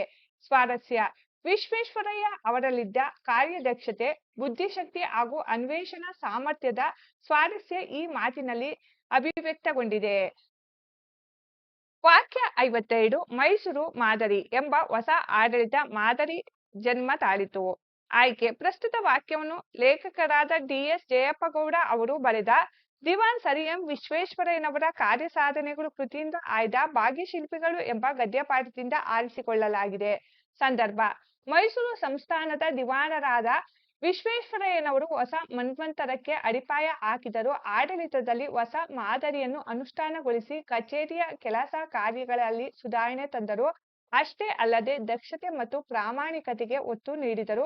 ಸಂಸ್ಥಾನದಲ್ಲಿ ಸ್ಥಳೀಯ ಮಟ್ಟದಲ್ಲಿ ಕೇಂದ್ರೀಕೃತವಾಗಿದ್ದ ನ್ಯಾಯಾಂಗ ಮತ್ತು ಕಾರ್ಯಾಂಗಗಳ ಅಧಿಕಾರವನ್ನು ಪ್ರತ್ಯೇಕಗೊಳಿಸಿದರು. ಇದರಿಂದ ಮೈಸೂರು ಮಾದರಿ ಎಂಬ ಹೊಸ ಆಡಳಿತ ಮಾದರಿ ಜನ್ಮ ತಾಳಿತು ಎಂದು ಲೇಖಕರು ಈ ಮಾತನ್ನು ಹೇಳುವರು. ಸ್ವಾರಸ್ಯ: ವಿಶ್ವೇಶ್ವರಯ್ಯನವರು ಮೈಸೂರಿನ ದಿವಾನರಾದುದರಿಂದಲೇ ಮೈಸೂರು ಮಾದರಿ ರಾಜ್ಯವಾಗಲು ಸಹಕಾರಿಯಾಯಿತು ಎಂಬುದು ಸ್ವಾರಸ್ಯಪೂರ್ಣವಾಗಿ ಮೂಡಿಬಂದಿದೆ. ವಾಕ್ಯ 53 ಶಿಕ್ಷಣಕ್ಕಾಗಿ ಶಿಕ್ಷಣವಿರಬೇಕು. ಆಯ್ಕೆ: ಪ್ರಸ್ತುತ ವಾಕ್ಯವನ್ನು ಲೇಖಕರಾದ ಡಿ.ಎಸ್. ಜಯಪ್ಪಗೌಡ ಅವರು ಬರೆದ ದಿವಾನ್ ಸರ್ ಎಂ ವಿಶ್ವೇಶ್ವರಯ್ಯನವರ ಕಾರ್ಯಸಾಧನೆಗಳು ಕೃತಿಯಿಂದ ಆಯ್ದ ಭಾಗ್ಯಶಿಲ್ಪಿಗಳು ಎಂಬ ಗದ್ಯಪಾಠದಿಂದ ಆರಿಸಿಕೊಳ್ಳಲಾಗಿದೆ. ಸಂದರ್ಭ: ವಿಶ್ವೇಶ್ವರಯ್ಯ ಅವರು ಆಧುನಿಕ ಶಿಕ್ಷಣವೇ ಎಲ್ಲಾ ಸಮಸ್ಯೆಗಳಿಗೂ ಪರಮೋಚ್ಚ ಪರಿಹಾರವೆಂದು ನಂಬಿದ್ದರು. ಶಿಕ್ಷಣವು ಸಂಜೀವಿನಿ ಎಂಬುದನ್ನು ಮನಗಂಡಿದ್ದ ಅವರು ಶಿಕ್ಷಣದ ವಿವಿಧ ಯೋಜನೆಗಳನ್ನು ರೂಪಿಸಿದರು. ಅದಕ್ಕಾಗಿ 1913ರಲ್ಲಿ ಪ್ರಾಥಮಿಕ ಶಿಕ್ಷಣ ನಿಬಂಧನೆಯನ್ನು ಜಾರಿಗೆ ತಂದರು. ಶಿಕ್ಷಣಕ್ಕಾಗಿ ಶಿಕ್ಷಣವಿರಬೇಕು. ಅದು ಕೆಲವೇ ಜನರ ಸೊತ್ತಾಗದೆ ಪ್ರಗತಿಪರ ರಾಜ್ಯದಲ್ಲಿ ಎಲ್ಲರ ಆಜನ್ಮ ಸಿದ್ಧ ಹಕ್ಕಾಗಬೇಕು ಎಂಬುದನ್ನು ಮನಗಂಡ ಇವರು ತಾಂತ್ರಿಕ ಮತ್ತು ವೃತ್ತಿಪರ ಶಿಕ್ಷಣಕ್ಕೆ ಆದ್ಯತೆ ನೀಡಿದರು ಎಂದು ಲೇಖಕರು ಹೇಳುವ ಸಂದರ್ಭದಲ್ಲಿ ಈ ಮಾತು ಬಂದಿದೆ. ಸ್ವಾರಸ್ಯ: ಸ್ವಾತಂತ್ರ್ಯ ಪೂರ್ವ ಕಾಲದಲ್ಲೇ ಶಿಕ್ಷಣ ಮೂಲಭೂತ ಹಕ್ಕು ಎಂಬುದನ್ನು ಪ್ರಜಾಪ್ರಭುತ್ವದ ಆಶಯವನ್ನಾಗಿ ಕಾರ್ಯಗತಗೊಳಿಸಲು ಸರ್ ಎಂ ವಿಶ್ವೇಶ್ವರಯ್ಯನವರು ನುಡಿದಂತೆ ನಡೆಯಲು ಯೋಜಿಸಿರುವುದು ಇಲ್ಲಿ ಸ್ವಾರಸ್ಯಪೂರ್ಣವಾಗಿ ವ್ಯಕ್ತವಾಗಿದೆ. ವಾಕ್ಯ 54 ಕೈಗಾರೀಕರಣ ಇಲ್ಲವೇ ಅವನತಿ. ಆಯ್ಕೆ: ಪ್ರಸ್ತುತ ವಾಕ್ಯವನ್ನು ಲೇಖಕರಾದ ಡಿ.ಎಸ್. ಜಯಪ್ಪಗೌಡ ಅವರು ರಚಿಸಿರುವ ದಿವಾನ್ ಸರ್ ಎಂ ವಿಶ್ವೇಶ್ವರಯ್ಯನವರ ಕಾರ್ಯಸಾಧನೆಗಳು ಸಂಶೋಧನಾ ಗ್ರಂಥದಿಂದ ಆಯ್ದ ಭಾಗ್ಯಶಿಲ್ಪಿಗಳು ಎಂಬ ಗದ್ಯಪಾಠದಿಂದ ಆರಿಸಿಕೊಳ್ಳಲಾಗಿದೆ. ಸಂದರ್ಭ: ಮೈಸೂರು ಸಂಸ್ಥಾನದ ದಿವಾನರಾದ ವಿಶ್ವೇಶ್ವರಯ್ಯನವರು ತಮ್ಮ ಆಡಳಿತದಲ್ಲಿ ಕೈಗಾರಿಕೆಗೆ ಅಗ್ರ ಪ್ರಾಶಸ್ತ್ಯ ನೀಡಿದರು. ಇದರ ಫಲವಾಗಿ ಅನೇಕ ಕಾರ್ಖಾನೆಗಳು ಮೈಸೂರು ರಾಜ್ಯದಲ್ಲಿ ಸ್ಥಾಪಿತಗೊಂಡು ಕಾರ್ಯಾರಂಭಿಸಿದವು. ಇವು ಮೈಸೂರು ರಾಜ್ಯವನ್ನು ಆರ್ಥಿಕವಾಗಿ ಸದೃಢವನ್ನಾಗಿಸಿದವು. ಇದರಿಂದ ಮೈಸೂರು ಮಾದರಿ ರಾಜ್ಯ ರೂಪುಗೊಳ್ಳಲು ಸಾಧ್ಯವಾಯಿತು ಎಂದು ವಿವರಿಸುವ ಸಂದರ್ಭದಲ್ಲಿ ಲೇಖಕರು ವಿಶ್ವೇಶ್ವರಯ್ಯನವರು ಘೋಷಿಸಿದ ನುಡಿಯನ್ನು ಉದಾಹರಿಸುತ್ತಾ ನುಡಿದ ಮಾತಿದು. ಸ್ವಾರಸ್ಯ: ದೇಶದ ಅಭಿವೃದ್ಧಿಗೆ ಕೈಗಾರೀಕರಣ ಮುಖ್ಯ. ಕೈಗಾರಿಕೆಗಳು ಆರ್ಥಿಕವಾಗಿ ದೇಶವನ್ನು ಸದೃಢಗೊಳಿಸಲು ಸಹಾಯಕ ಎಂಬುದನ್ನು ವಿಶ್ವೇಶ್ವರಯ್ಯವರ ಘೋಷಣೆಯಲ್ಲಿ ಕಾಣಬಹುದಾಗಿದೆ. ಮುಖ್ಯ ಪ್ರಶ್ನೆ 7 ಕೆಳಗಿನ ಪ್ರಶ್ನೆಗಳಿಗೆ 8 ಅಥವಾ 10 ವಾಕ್ಯಗಳಲ್ಲಿ ಉತ್ತರ ಬರೆಯಿರಿ. ಪ್ರಶ್ನೆ 55 ನಾಲ್ವಡಿ ಕೃಷ್ಣರಾಜ ಒಡೆಯರ ಕಾಲದಲ್ಲಿ ಮೈಸೂರು ಮಾದರಿ ಮೈಸೂರು ರಾಜ್ಯ ಹೇಗಾಯಿತು? ಉತ್ತರ: ನಾಲ್ವಡಿ ಕೃಷ್ಣರಾಜ ಒಡೆಯರು 1902ರ ಆಗಸ್ಟ್ 8ನೇ ತಾರೀಕಿನಿಂದ ಮೈಸೂರು ರಾಜ್ಯದ ನೇರ ಉಸ್ತುವಾರಿ ವಹಿಸಿಕೊಂಡು ಮೈಸೂರು ರಾಜ್ಯದ ಸರ್ವತೋಮುಖ ಅಭಿವೃದ್ಧಿಗೆ ಕಂಕಣಬದ್ಧರಾದರು. 1907ರಲ್ಲಿ ನ್ಯಾಯ ವಿಧಾಯಕ ಸಭೆಯನ್ನು ಸಹ ಸ್ಥಾಪಿಸಿದರು. ಈ ಸಭೆಗೆ ಪ್ರಜಾಪ್ರತಿನಿಧಿ ಸಭೆಯಲ್ಲಿ ಮಂಡಿಸಿದ ಎಲ್ಲಾ ವಿಷಯಗಳನ್ನು ಸಹ ವಿಮರ್ಶಿಸುವ ಅಧಿಕಾರ ಇತ್ತು. 1923ರಲ್ಲಿ ಹೊಸ ಕಾನೂನೊಂದನ್ನು ಜಾರಿಗೆ ತಂದು ಪ್ರಜಾಪ್ರತಿನಿಧಿ ಸಭೆಯನ್ನು ಶಾಸನಬದ್ಧ ಸಂಸ್ಥೆಯನ್ನಾಗಿ ಮಾರ್ಪಡಿಸಿದರು. ಇವರ ಕಾಲದಲ್ಲಿ ಗ್ರಾಮ ನಿರ್ಮಲೀಕರಣ, ವೈದ್ಯ ಸಹಾಯ, ವಿದ್ಯಾ ಪ್ರಚಾರ, ನೀರಿನ ಸೌಕರ್ಯ, ಪ್ರಯಾಣ ಸೌಲಭ್ಯ ಮುಂತಾದ ಕ್ಷೇತ್ರಗಳು ಸ್ವಯಂ ಆಡಳಿತ ಕ್ಷೇತ್ರಗಳಾದವು. ಆ ಮೂಲಕ ನಾಲ್ವಡಿ ಕೃಷ್ಣರಾಜ ಒಡೆಯರು ಸಾಮಾಜಿಕ ಕಾನೂನುಗಳ ಹರಿಕಾರ ಎಂದು ಹೆಸರಾದರು. ಸಾಹಿತ್ಯ, ಸಂಗೀತ, ವಾಸ್ತುಶಿಲ್ಪಗಳ ಅಭಿವೃದ್ಧಿಗೆ ಒತ್ತು ನೀಡಿದರಲ್ಲದೆ ಬೆಂಗಳೂರಿನಲ್ಲಿ ಕನ್ನಡ ಸಾಹಿತ್ಯ ಪರಿಷತ್ತನ್ನು ಪ್ರಾರಂಭಿಸಿದರು. ಅನೇಕ ರೈಲು ಮಾರ್ಗಗಳನ್ನು ನಿರ್ಮಿಸಿದರು. 1900ರಲ್ಲಿಯೇ ಶಿವನಸಮುದ್ರದ ಬಳಿಯ ಕಾವೇರಿ ನದಿಯಿಂದ ಏಷ್ಯಾ ಖಂಡದಲ್ಲೇ ಮೊದಲ ವಿದ್ಯುತ್ ಉತ್ಪಾದನಾ ಕೇಂದ್ರ ಪ್ರಾರಂಭವಾಯಿತು. ವಾಣಿ ವಿಲಾಸ ಸಾಗರ ಅಂದರೆ ಮಾರಿ ಕಣಿವೆ, ಕೃಷ್ಣರಾಜ ಸಾಗರ ನಿರ್ಮಾಣ ಮಾಡಿ ನೀರಾವರಿ ಕ್ಷೇತ್ರಕ್ಕೆ ಬೃಹತ್ ಮುನ್ನಡೆ ನೀಡಿದರು. ನಾಡಿನಲ್ಲಿ ಮೊಟ್ಟ ಮೊದಲ ವಿಶ್ವವಿದ್ಯಾನಿಲಯವಾದ ಮೈಸೂರು ವಿಶ್ವವಿದ್ಯಾನಿಲಯವನ್ನು ಸ್ಥಾಪಿಸಿದ ಕೀರ್ತಿ ನಾಲ್ವಡಿಯವರಿಗೆ ಸಲ್ಲುತ್ತದೆ. ಉಚಿತ ಆಸ್ಪತ್ರೆಗಳ ಕಾರ್ಯಾರಂಭ, ವಾಣಿಜ್ಯ ಕ್ಷೇತ್ರದಲ್ಲಿ ಮೈಸೂರು ಬ್ಯಾಂಕಿನ ಸ್ಥಾಪನೆ ಹಾಗೂ ಸಹಕಾರ ಸಂಘಗಳನ್ನು ಸ್ಥಾಪಿಸಿದರು. ನಾಲ್ವಡಿ ಕೃಷ್ಣರಾಜ ಒಡೆಯರ ಕಾಲದಲ್ಲಿ ಇಡೀ ಭಾರತ ಖಂಡದಲ್ಲಿ ಯಾವ ಸಂಸ್ಥಾನವೂ ಕಾಣದ ಅಭಿವೃದ್ಧಿಯನ್ನು ಮೈಸೂರು ರಾಜ್ಯವು ಕಂಡಿದ್ದರಿಂದ ಮೈಸೂರು ಸಂಸ್ಥಾನಕ್ಕೆ ಮಾದರಿ ಮೈಸೂರು ಎಂಬ ಕೀರ್ತಿ ಪ್ರಾಪ್ತವಾಯಿತು. ಪ್ರಶ್ನೆ 56. ವಿಶ್ವೇಶ್ವರಯ್ಯ ಅವರು ಮೈಸೂರು ದಿವಾನರಾಗಿ ಸಲ್ಲಿಸಿದ ಸೇವೆಯನ್ನು ಕುರಿತು ಬರೆಯಿರಿ. ಉತ್ತರ: ಭಾರತದ ಆಧುನಿಕತೆಯ ಹರಿಕಾರರಾಗಿ ವಾಸ್ತವ ಚಿಂತನೆ, ನಿಸ್ವಾರ್ಥ ನಡತೆ, ಸುಸಂಗತ ವೈಜ್ಞಾನಿಕ ದೃಷ್ಟಿ, ಯೋಜನೆ ಮತ್ತು ದಕ್ಷ ಆಡಳಿತದ ತಳಹದಿಯ ಮೇಲೆ ಹೊಸ ರಾಷ್ಟ್ರ ನಿರ್ಮಿಸಲು ಮುಂದಾದವರು ಸರ್ ಎಂ ವಿಶ್ವೇಶ್ವರಯ್ಯನವರು. ವಿಶ್ವೇಶ್ವರಯ್ಯ ಮೈಸೂರು ಸಂಸ್ಥಾನದ ದಿವಾನರಾಗಿ ಆಡಳಿತದಲ್ಲಿ ಹೊಸ ಮಾದರಿಯನ್ನು ಅನುಷ್ಠಾನಗೊಳಿಸಿದರು. ಕಚೇರಿಯ ಕೆಲಸ ಕಾರ್ಯಗಳಲ್ಲಿ ಸಾಕಷ್ಟು ಸುಧಾರಣೆ ಮಾಡಿದರು. ಆಡಳಿತದಲ್ಲಿ ದಕ್ಷತೆ ಮತ್ತು ಪ್ರಾಮಾಣಿಕತೆಗೆ ಒತ್ತು ನೀಡಿದರು. ಸಂಸ್ಥಾನದಲ್ಲಿ ಸ್ಥಳೀಯ ಮಟ್ಟದಲ್ಲಿ ಕೇಂದ್ರೀಕೃತವಾಗಿದ್ದ ನ್ಯಾಯಾಂಗ ಮತ್ತು ಕಾರ್ಯಾಂಗಗಳ ಅಧಿಕಾರವನ್ನು ಪ್ರತ್ಯೇಕಗೊಳಿಸಿದರು. ರಾಜ್ಯ ಪ್ರವಾಸ ಮಾಡಿ ಅಜಮಾಯಿಸಿ ಕಾರ್ಯ ನಡೆಸಿದರು. ಸಮರ್ಥ ಕಾರ್ಯನಿರ್ವಹಣೆಗೆ ಸಮಿತಿಗಳನ್ನು ರಚಿಸಿದರು. ನೇಮಕಾತಿಯಲ್ಲಿ ಸ್ಥಳೀಯರಿಗೆ ಆದ್ಯತೆ ನೀಡಿದರು. ತಾಂತ್ರಿಕ ವೃತ್ತಿಪರ ಶಿಕ್ಷಣಕ್ಕೆ ಆದ್ಯತೆ ನೀಡಿದರು. ಭಾಷೆ, ಸಾಹಿತ್ಯ ಮತ್ತು ಸಂಶೋಧನೆಗಳಿಗೆ ಪ್ರೋತ್ಸಾಹ ನೀಡಿದರು. ಮೈಸೂರು ಸಂಸ್ಥಾನದಲ್ಲಿ ಕೈಗಾರಿಕೆಗೆ ಅಗ್ರ ಪ್ರಾಶಸ್ತ್ಯ ನೀಡಿದರು. ರಾಜ್ಯದ ಆರ್ಥಿಕ ಚಟುವಟಿಕೆಗಳಿಗೆ ಭದ್ರ ಬುನಾದಿ ಹಾಕುವ ಉದ್ದೇಶದಿಂದ ಹಣಕಾಸು ನೀತಿಯಲ್ಲಿ ಮಾರ್ಪಾಡು ಮಾಡಿದರು. ವಿದ್ಯಾರ್ಥಿ ವೇತನವನ್ನು ಕೊಡುವ ಮೂಲಕ ಹಿಂದುಳಿದ ವರ್ಗಗಳ ವಿದ್ಯಾರ್ಥಿಗಳ ವ್ಯಾಸಂಗಕ್ಕೆ ಅನುಕೂಲ ಮಾಡಿಕೊಟ್ಟರು. ಹೀಗೆ ತಮ್ಮ ಪರಿಪಕ್ವ ಅನುಭವವನ್ನು ಮೈಸೂರು ಸಮಗ್ರ ಅಭಿವೃದ್ಧಿಗೆ ಬಳಸಿದ ವಿಶ್ವೇಶ್ವರಯ್ಯನವರು ಸ್ಮರಣೀಯರಾಗಿದ್ದಾರೆ. ಪ್ರಶ್ನೆ 57. ಶಿಕ್ಷಣ ಕ್ಷೇತ್ರಕ್ಕೆ ವಿಶ್ವೇಶ್ವರಯ್ಯ ಅವರು ಸಲ್ಲಿಸಿದ ಕೊಡುಗೆಯನ್ನು ತಿಳಿಸಿ. ಉತ್ತರ: ವಿಶ್ವೇಶ್ವರಯ್ಯ ಅವರು ಆಧುನಿಕ ಶಿಕ್ಷಣವೇ ಎಲ್ಲ ಸಮಸ್ಯೆಗೂ ಪರಮೋಚ್ಚ ಪರಿಹಾರವೆಂದು ನಂಬಿದ್ದರು. ಕ್ರಿಸ್ತಶಕ 1913ರಲ್ಲಿ ಪ್ರಾಥಮಿಕ ಶಿಕ್ಷಣ ನಿಬಂಧನೆಯನ್ನು ಜಾರಿಗೆ ತಂದರು. ಮದ್ರಾಸು ವಿಶ್ವವಿದ್ಯಾನಿಲಯದ ನಿಯಂತ್ರಣಕ್ಕೆ ಒಳಪಟ್ಟಿದ್ದ ಪ್ರೌಢಶಾಲೆಗಳನ್ನು ಬದಲಿಸಿ ಸಂಸ್ಥಾನವೇ ಪ್ರತ್ಯೇಕವಾದ ಪ್ರೌಢ ಶಿಕ್ಷಣ ಅಂತಿಮ ಪರೀಕ್ಷೆ ನಡೆಸುವ ಯೋಜನೆಯನ್ನು ಆರ್ಥಿಕ ಪರಿಸ್ಥಿತಿಯ ಮೂಲಕ ಜಾರಿಗೆ ತಂದರು. ಶಿಕ್ಷಣಕ್ಕಾಗಿ ಶಿಕ್ಷಣವಿರಬೇಕು, ಅದು ಕೆಲವೇ ಜನರ ಸೊತ್ತಾಗದೆ ಪ್ರಗತಿಪರ ರಾಜ್ಯದಲ್ಲಿ ಎಲ್ಲರ ಆಜನ್ಮ ಸಿದ್ಧ ಹಕ್ಕಾಗಬೇಕು ಎಂಬುದನ್ನು ಮನಗಂಡ ಇವರು ತಾಂತ್ರಿಕ ಮತ್ತು ವೃತ್ತಿಪರ ಶಿಕ್ಷಣಕ್ಕೆ ಆದ್ಯತೆ ನೀಡಿದರು. ಬೆಂಗಳೂರಿನಲ್ಲಿ ಮೆಕ್ಯಾನಿಕಲ್ ಇಂಜಿನಿಯರಿಂಗ್ ಶಾಲೆ, ಮೈಸೂರಿನಲ್ಲಿ ಚಾಮರಾಜೇಂದ್ರ ತಾಂತ್ರಿಕ ಸಂಸ್ಥೆಗಳನ್ನು ಪ್ರಾರಂಭಿಸಿದರು. ಮಹಿಳಾ ಶಿಕ್ಷಣದ ಬಗ್ಗೆ ಸಹಾನುಭೂತಿ ಹೊಂದಿದ್ದ ಇವರು ಗೃಹ ಶಿಕ್ಷಣ ಶಾಲೆಗಳನ್ನು ಸ್ಥಾಪಿಸಿದರು. ಮೈಸೂರು ವಿಶ್ವವಿದ್ಯಾನಿಲಯದ ಸ್ಥಾಪನೆ ಇವರ ದೂರದೃಷ್ಟಿಯ ಮತ್ತೊಂದು ಫಲಶ್ರುತಿಯಾಗಿದೆ. ಪ್ರಶ್ನೆ 58. ನಾಲ್ವಡಿ ಕೃಷ್ಣರಾಜ ಒಡೆಯರ ಕಾಲದಲ್ಲಿ ಕಾರ್ಯನಿರ್ವಹಿಸುತ್ತಿದ್ದ ಪ್ರಜಾಪ್ರತಿನಿಧಿ ಸಭೆ ಮತ್ತು ನ್ಯಾಯ ವಿಧಾಯಕ ಸಭೆ ಕುರಿತು ವಿವರಿಸಿ. ಉತ್ತರ: ನಾಲ್ವಡಿ ಕೃಷ್ಣರಾಜ ಒಡೆಯರು 1902ರ ಆಗಸ್ಟ್ 8ನೇ ತಾರೀಖಿನಿಂದ ಮೈಸೂರು ರಾಜ್ಯದ ನೇರ ಉಸ್ತುವಾರಿಯನ್ನು ತಮ್ಮ ಸುಪರ್ದಿಗೆ ತೆಗೆದುಕೊಂಡರು. ದಿವಾನರಾಗಿದ್ದ ಸರ್ ಕೆ. ಶೇಷಾದ್ರಿ ಅಯ್ಯರ್ ಅವರ ಸಹಕಾರದಿಂದ ಮೈಸೂರು ರಾಜ್ಯದ ಸರ್ವತೋಮುಖ ಅಭಿವೃದ್ಧಿಗೆ ಕಂಕಣಬದ್ಧರಾದರು. ಅರಸು ಮನೆತನದಿಂದ ಬಂದವರಾಗಿದ್ದರೂ ಜನತೆ ಆಡಳಿತದಲ್ಲಿ ಪಾಲ್ಗೊಳ್ಳುವಿಕೆಗೆ ಪರವಾಗಿದ್ದರು. ಇವರ ಕಾಲದಲ್ಲಿ ಪ್ರಜಾಪ್ರತಿನಿಧಿ ಸಭೆ ಹೊಸ ರೂಪವನ್ನು ಪಡೆದು ಜನಪ್ರತಿನಿಧಿ ಸಭೆಯಾಗಿ ಪರಿವರ್ತನೆಯಾಯಿತು. 1923ರಲ್ಲಿ ಹೊಸ ಕಾನೂನೊಂದನ್ನು ಜಾರಿಗೆ ತಂದು ಶಾಸನಬದ್ಧ ಸಂಸ್ಥೆಯನ್ನಾಗಿ ಮಾರ್ಪಡಿಸಿದರು. ವರ್ಷಕ್ಕೆ 2 ಬಾರಿ ಸಮಾವೇಶಗೊಂಡು ಕಲಾಪ ನಡೆಯುತ್ತಿತ್ತು. ಇದು ವಾರ್ಷಿಕ ಆಯವ್ಯಯ ಪರಿಶೀಲನೆ, ಪ್ರಶ್ನೋತ್ತರ, ಠರಾವು ಮಂಡನೆಗಳನ್ನು ಮಾಡುತ್ತಿತ್ತು. ಇದರಲ್ಲಿ ಹೆಚ್ಚು ಪ್ರತಿನಿಧಿಗಳು ಜನರಿಂದಲೇ ಆಯ್ಕೆ ಮಾಡಲಾಗುತ್ತಿತ್ತು. 1907ರಲ್ಲಿ ನ್ಯಾಯ ವಿಧಾಯಕ ಸಭೆಯನ್ನು ಸ್ಥಾಪಿಸಿದರು. ವರ್ಷಕ್ಕೆ 2 ಬಾರಿ ಬೆಂಗಳೂರಿನಲ್ಲಿ ಸಮಾವೇಶಗೊಳ್ಳುತ್ತಿದ್ದ ಈ ಸಭೆಗೆ ಪ್ರಜಾಪ್ರತಿನಿಧಿ ಸಭೆಯಲ್ಲಿ ಮಂಡಿಸಿದ ಎಲ್ಲ ವಿಷಯಗಳನ್ನು ವಿಮರ್ಶಿಸುವ ಅಧಿಕಾರವಿತ್ತು. ಯಾವುದೇ ಕಾನೂನನ್ನು ಜಾರಿಗೊಳಿಸಲು ಈ ಸಭೆಯ ಅನುಮತಿ ಅಗತ್ಯವಾಗಿತ್ತು. ಸರ್ಕಾರದ ಖರ್ಚುಗಳನ್ನು ಕಡಿಮೆ ಮಾಡುವ ಅಧಿಕಾರ ಸಹ ಇತ್ತು. ಪ್ರಶ್ನೆ 59. ವಿಶ್ವೇಶ್ವರಯ್ಯ ಅವರು ಮುಂಬೈ ಪ್ರಾಂತ್ಯದ ಲೋಕೋಪಯೋಗಿ ಇಲಾಖೆಯಲ್ಲಿ ಸಲ್ಲಿಸಿದ ಸೇವೆಯನ್ನು ಕುರಿತು ಬರೆಯಿರಿ. ಉತ್ತರ: ವಿಶ್ವೇಶ್ವರಯ್ಯನವರು 1884ರಲ್ಲಿ ಮುಂಬೈ ಪ್ರಾಂತ್ಯದ ಲೋಕೋಪಯೋಗಿ ಇಲಾಖೆಯಲ್ಲಿ ಸಹಾಯಕ ಇಂಜಿನಿಯರ್ ಆಗಿ ಸೇವೆ ಪ್ರಾರಂಭಿಸಿದರು. ಖಾಂದೇಶ ಮತ್ತು ನಾಸಿಕ್ ಜಿಲ್ಲೆಗಳಲ್ಲಿ ಹರಿಯುತ್ತಿದ್ದ ಪಾಂಜಾರ ನದಿಯ ನೀರಾವರಿ ಕಾಲುವೆಗೆ ತೂಪು ಮೇಲ್ಕಾಲುವೆಯನ್ನು ನಿರ್ಮಿಸಿದ ಕಾರ್ಯದಲ್ಲಿ ಯಶಸ್ವಿ ಗಳಿಸಿ ಮೇಲಾಧಿಕಾರಿಗಳ ಮೆಚ್ಚುಗೆಗೆ ಪಾತ್ರರಾದರು. ಮುಂಬೈ ಸರ್ಕಾರದ ಸೂಚನೆಯ ಮೇರೆಗೆ ಸಿಂಧ್ ಪ್ರಾಂತ್ಯದ ಸುಕ್ಕೂರು ಪಟ್ಟಣಕ್ಕೆ ಕುಡಿಯುವ ನೀರಿನ ಪೂರೈಕೆ ಕಾರ್ಯವನ್ನು ಯಶಸ್ವಿಯಾಗಿ ಪೂರೈಸಿದರು. ಅಂದಿನ ಮುಂಬೈ ಪ್ರಾಂತ್ಯದ ಗವರ್ನರ್ ಆಗಿದ್ದ ಲಾರ್ಡ್ ಸ್ಯಾಂಡ್ ಹರ್ಸ್ಟ್ ಅವರು ಇವರನ್ನು ಮುಕ್ತ ಕಂಠದಿಂದ ಹಾಡಿ ಹೊಗಳಿದರು. ಪೂನಾದ ಮುದಾ ಕಾಲುವೆಗೆ ನೀರಿನ ನೆಲೆಯಾಗಿದ್ದ ಪಿಪ್ ಜಲಾಶಯಕ್ಕೆ ಸ್ವಯಂ ಚಾಲಿತ ಬಾಗಿಲುಗಳನ್ನು ಅಳವಡಿಸಿದರು. ಸ್ವಯಂ ಚಾಲಿತ ಬಾಗಿಲುಗಳ ಅನ್ವೇಷಣೆ ವಿಶ್ವೇಶ್ವರಯ್ಯ ಅವರ ಸಾಧನೆಯ ಕಿರೀಟಕ್ಕೆ ಮತ್ತೊಂದು ಗರಿಯನ್ನು ಸೇರಿಸಿತು.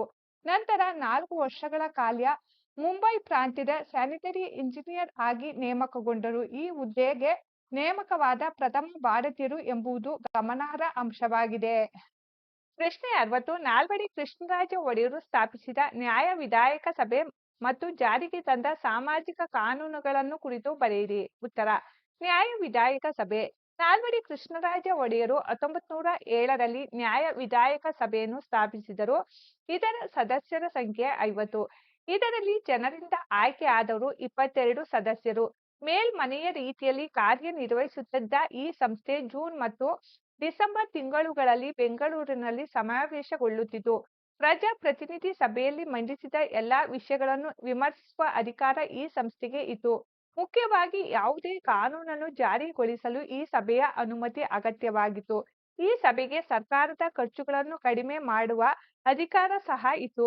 ಜಾರಿಗೆ ತಂದ ಸಾಮಾಜಿಕ ಕಾನೂನುಗಳು: 1909ರಲ್ಲಿ ದೇವದಾಸ ಪದ್ಧತಿ ನಿಷೇಧ, 1910ರಲ್ಲಿ ಬಸವಿ ಪದ್ಧತಿ, ಗೆಜ್ಜೆ ಪೂಜೆ ಪದ್ಧತಿ ಸಂಪೂರ್ಣ ನಿರ್ಮೂಲನೆ, 1936ರಲ್ಲಿ ವೇಶ್ಯಾವೃತ್ತಿ ತಡೆಗಟ್ಟುವ ಕಾಯ್ದೆ, ವಿಧವಾ ಮರು ವಿವಾಹ ಕಾಯ್ದೆ, ಸ್ತ್ರೀಯರಿಗೆ ಕಡ್ಡಾಯ ಶಿಕ್ಷಣ ಜಾರಿ, 1914ರಲ್ಲಿ ಶಾಲಾ ಪ್ರವೇಶಕ್ಕೆ ಜಾತಿ ಪರಿಗಣನೆಯ ನಿಷೇಧ, 1919ರಲ್ಲಿ ಮಾಧ್ಯಮಿಕ ಶಾಲಾ ಶಿಕ್ಷಣ ಶುಲ್ಕ ರದ್ದತಿ, 1927ರಲ್ಲಿ ಮೊಟ್ಟ ಮೊದಲ ಬಾರಿಗೆ ಸ್ತ್ರೀಯರಿಗೆ ಮತದಾನದ ಹಕ್ಕು, 1905ರಲ್ಲಿ ಸಹಕಾರಿ ಕಾರ್ಮಿಕ ಪರಿಹಾರ ಕಾಯ್ದೆ, 1913ರಲ್ಲಿ ಮೈಸೂರು ಗ್ರಾಮ ನ್ಯಾಯಾಲಯ ಕಾಯ್ದೆ, 1918ರಲ್ಲಿ ಗ್ರಾಮ ಪಂಚಾಯಿತಿಗಳ ಕಾಯ್ದೆ ಜಾರಿಗೆ ತಂದರು.